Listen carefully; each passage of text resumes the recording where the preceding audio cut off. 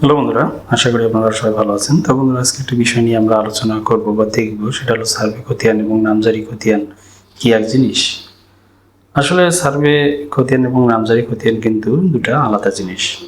Survey খতিয়ান হলো survey বা ভূমি জরিপের সময় সরকার জমির মালিকানা, দাগ নম্বর, জমির পরিমাণ ইত্যাদি রেকর্ড করে যে খতিয়ানটা প্রস্তুত করে তাকে সার্ভে খতিয়ান বলে।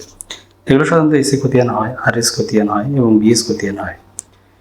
এগুলো জমির মূল রেকর্ড হিসেবেই আসলে সবসময় বিবেচিত হয়, সেটা হলো সার্ভে খতিয়ানগুলো। আর নামজারি খতিয়ানটা হলো যখন কোনো ব্যক্তি জমি ক্রয় করে উত্তরাধিকার সূত্রে, দান বা অন্য কোনো মাধ্যমে জমির মালিক হয়, তখন তার নামে সরকারি রেকর্ড হালনাগাদ করার প্রক্রিয়াটাকে বলা হয় নামজারি। নামজারি সম্পন্ন হলে একটি নতুন খতিয়ান তৈরি হয়, যাকে নামজারি খতিয়ান বা মিউটেশন খতিয়ান বলা হয়। আরেকটু যদি আমি সহজভাবে এই দুটোর মধ্যে একটু তফাৎ করি, তাহলে বন্ধুরা আপনারা আরেকটু বুঝতে পারবেন। সেটা হলো সার্ভে খতিয়ান প্রস্তুত হয় ভূমি জরিপের সময়, নামজারি খতিয়ান প্রস্তুত হয় জমি হস্তান্তরের পরে।